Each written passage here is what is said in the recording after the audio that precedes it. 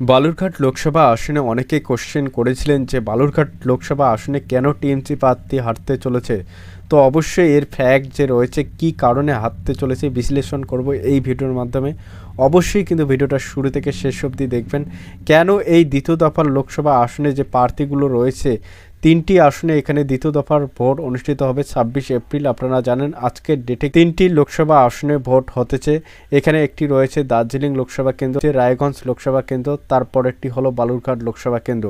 এই বালুরঘাট লোকসভা কেন্দ্রে কিন্তু অনেকটা খেলা রয়েছে। এখানে 2014 সালে অর্পিতা ঘোষ এখানে প্রার্থী হিসেবে টিএমসি তাকে সিলেকশন করেছিল। তিনি 1 লক্ষেরও বেশি ভোটে লিড দিয়েছিলেন। এখানে কিন্তু খুবই ভালো ভোট পেয়েছিলেন অর্পিতা ঘোষ। এরপর 2019 সালে তাকে আবারও টিএমসি প্রার্থী সিলেকশন করে। এখানে 2019 সালে একটা প্রবলেম কিন্তু বিপ্লব মিত্র এখন যে 2024 সালে প্রার্থী রয়েছেন তার সঙ্গে কিন্তু বিভিন্নভাবে ঝামেলায় একটি জড়িয়ে পড়েন। সেখানে 2019 সালে যখন ভোট প্রক্রিয়া চলে তারপরে কিন্তু বিপ্লব মিত্র দেখা পাওয়া যায়নি। এর ফলে যখন ভোটের রেজাল্ট আসে তখন কিন্তু ভোটের রেজাল্টটা অনেকটা পরিবর্তন হয়ে যায়। এই বিপ্লব মিত্র কোনো রকম টিএমসির পক্ষে কাজ করেনি। তার কারণ হলো তিনি 2019 সালে তিনি দাঁড়াতে চেয়েছিলেন। এর ফলে টিএমসি সরকার বা মমতা সরকার কিন্তু অর্পিতা ঘোষকে দাঁড়ানোর সিদ্ধান্ত করেছিল। এর ফলে একটা ঝামেলা বাঁধে। এর জন্য বিপ্লব মিত্র কিন্তু টিএমসি প্রার্থী থেকে একটু হালকা বেরিয়ে রেখেছিলেন নিজেকে। এরপর 2019 সালে যখন রেজাল্ট চলে আসলো তখন অর্পিতা ঘোষ 50,000-এরও বেশি ভোটে এই লোকসভা আসনে কিন্তু হেরে গেছেন। এর অপরদিকে ছিলেন ডক্টর সুকান্ত মজুমদার, রাজ্য সভাপতি। তিনি 2019 সালে এখানে প্রার্থী হিসেবে ছিলেন, 50,000-এরও বেশি ভোটে লিড দিয়েছিলেন। এখানে কিন্তু অর্পিতা ঘোষ এই লোকসভা আসনে হেরে গেছিলেন। এই লোকসভা আসনে যদি আমরা ক্যাটাগরি ওয়াইজ ভাগ করি তাহলে এখানে এসসি ক্যাটাগরি রয়েছে 28%, কিন্তু এসসি ক্যাটাগরি রয়েছে, এসটি ক্যাটাগরি রয়েছে এখানে 15%, সংখ্যালঘু সম্প্রদায় এখানে 30%-এর বেশি কিন্তু এখানে ভোটদাতা রয়েছেন এই লোকসভা আসনে। তো এখানে কিন্তু একটা অবশ্যই হাড্ডাহাড্ডি লড়াই আপনারা এখানে দেখতে পারবেন। যেহেতু এখানে সংখ্যালঘু সম্প্রদায়ের সংখ্যা একটুখানি বেশি, এখানে যে হিসেবে আপনারা দেখবেন যদি সংখ্যালঘু সম্প্রদায় কংগ্রেস এবং টিএমসির মধ্যে ভাগ হয় তাহলে কিন্তু 2024-এ ভোট অনেকটা বেড়ে যাবে। এখানে যে 50,000 ভোটে লিড দিয়েছিলেন সেটা 80 থেকে 1 লক্ষ ভোটের লিড দেবেন এইবার 2024 লোকসভা আসনে। 2019 সালে যখন অর্পিতা ঘোষ এই টিএমসি প্রার্থী হেরে যান 2019 সালে, তারপরে বিপ্লব মিত্র দল ছেড়ে বিজেপিতে যোগদান করেন। এখানে বিভিন্ন ঝামেলা হয়েছিল বিপ্লব মিত্র এবং দলের মধ্যে। বিপ্লব মিত্র বালুরঘাট এখানে লোকসভা আসনে আগে জেলা সভাপতি ছিলেন কিন্তু এই জেলার, তারপরে বিভিন্ন ঝামেলা হওয়ার ফলে বিপ্লব মিত্র দল ছেড়ে বিজেপিতে যোগদান করেন। বিপ্লব মিত্র 2019 সালে দলের হয়ে কাজ না করার ফলে অর্পিতা ঘোষ কিন্তু হেরে যায়। এর ফলে একটা সমস্যার সৃষ্টি হয় দলের মধ্যে। তার ফলে কিন্তু বিপ্লব মিত্রকে অনেকটা পিছিয়ে ঠেলে দেওয়া হয় টিএমসি পার্টির তরফ থেকে। এরপর অর্পিতা ঘোষ 2019 সালে যখন হেরে যায় তারপরে কিন্তু বিপ্লব মিত্র বিজেপিতে যোগদান করেন।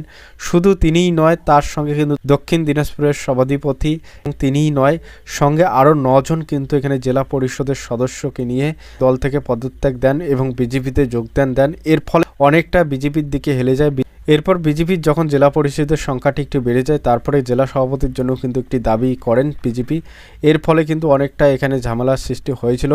সবার প্রথমে কংগ্রেসেই ছিলেন কিন্তু এই যে বিপ্লব মিত্র তিনি কিন্তু সবার প্রথমে কংগ্রেসে ছিলেন। এরপর টিএমসি যখন পশ্চিমবাংলার বুকে চলে আসে তিনি টিএমসিতে যোগ দিয়েছিলেন।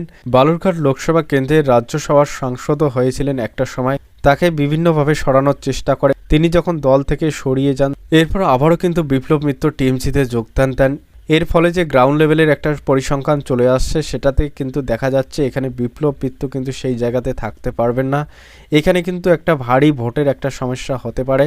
যেহেতু 2019 সালে অর্পিতা ঘোষ এখানে প্রার্থী হিসেবে ছিলেন তখন কিন্তু তার অনুপস্থিতি ছিল, এর ফলে একটা দলের মধ্যে সমস্যা হয়েছিল।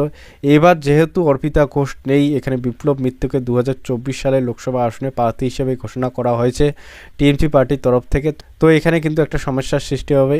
এর ফলে কিন্তু ভোট ব্যাংকে একটা বড় ধাক্কা লাগবে। আপনারা জানেন 26,000-এর বেশি কিন্তু চাকরি চলে গেল। এই চাকরি দুর্নীতিতে বিভিন্ন নেতা কিন্তু এখানে যোগ দিয়েছিলেন। এর ফলে কিন্তু টিএমসি পার্টির যে ভোট ব্যাংক সেটা কিন্তু একটু কমে এসেছে 2024 লোকসভা আসনে। আপনারা হাইকোর্টের রায় তো শুনেছিলেন যে হাইকোর্টের রায় পুরো 2016 সালে যে প্যানেলটি রয়েছে পুরো প্যানেলটিকে কিন্তু বাদ দিয়েছে। এখানে যারা টাকা দিয়ে চাকরি নিয়েছে, বিনা পরীক্ষা দিয়ে চাকরি নিয়েছে বা বিভিন্নভাবে অবৈধভাবে চাকরি নিয়েছে সেই সমস্ত চাকরির সঙ্গে সঙ্গে যারা ভালোভাবে পরীক্ষা দিয়ে পাশ করে চাকরি নিয়েছে সেই সমস্ত শিক্ষক শিক্ষিকাও কিন্তু বাদ পড়ে গেল। এর ফলে কিন্তু টিএমসি পার্টির উপর নেগেটিভ একটা ইমপ্রেশন চলে আসবে। তার ফলে 2024 লোকসভা আসনে কিন্তু বালুরঘাট লোকসভা কেন্দ্রে 80,000-এরও বেশি ভোট পেতে চলেছে সুকান্ত মজুমদার, ডক্টর সুকান্ত মজুমদার, রাজ্য সভাপতি বিজেপির। এরপর রায়গঞ্জ লোকসভা কেন্দ্রে এর আগে কিন্তু বিজেপি প্রার্থী অন্যজন ছিল, এবার কিন্তু কার্তিক পালকে এখানে বিজেপি প্রার্থী হিসেবে তাকে সিলেকশন করা হয়েছে। এর অপরদিকে টিএমসি প্রার্থী রয়েছেন কৃষ্ণ কল্যাণী। একটা হাড্ডাহাড্ডি লড়াই আপনারা দেখতে পারবেন এই লোকসভা আসনে, রায়গঞ্জ লোকসভা আসনে। এখানে বিজেপি প্রার্থীকে কিন্তু চেঞ্জ করা হয়েছে। 2024-এ বিজেপি প্রার্থী রয়েছে কার্তিক পাল, এর অপরদিকে কৃষ্ণ কল্যাণী, এখানে টিএমসি প্রার্থী রয়েছে। হাড্ডাহাড্ডি একটা লড়াই দেখতে পারবেন, যেহেতু এখানে 26,000-এর বেশি শিক্ষক শিক্ষিকা বাতিল করা হয়েছে। এর ফলে একটা টিএমসি পার্টির যে ভোট ব্যাংকে একটা বড় ধাক্কা লাগবে। এখানে টিএমসি পার্টির জেতার সম্ভাবনা রয়েছে 20%, 80% এখানে বিজেপির জেতার সম্ভাবনা রয়েছে। দার্জিলিং লোকসভা কেন্দ্রে এখানে বিজেপি প্রার্থী রয়েছে রাজু বিস্তা, এর অপরদিকে টিএমসি প্রার্থী রয়েছেন গোপাল লামা। এই লোকসভা আসনে আমি আপনাদেরকে বলেছিলাম 100% কিন্তু বিজেপি জিততে চলেছে, একদম আপনারা মিলিয়ে নেবেন। 100% বিজেপি প্রার্থী এই লোকসভা আসনটিতে জিততে চলেছে।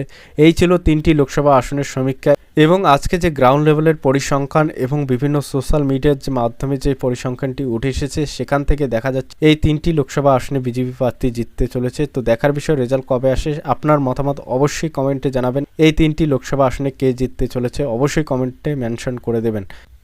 ভিডিওটি দেখে যদি আপনাদের কোনো রকম হেল্প হয়ে থাকে তো অবশ্যই আমার চ্যানেলটিকে সাবস্ক্রাইব করে দিয়ে পাশে থাকবেন। ভিডিওটি দেখার জন্য অসংখ্য ধন্যবাদ সবাইকে। এই ভিডিওটি শুধুমাত্র একটি ইনফরমেশনমূলক ভিডিও, কাউকে হ্যারাসমেন্ট করার জন্য নয়।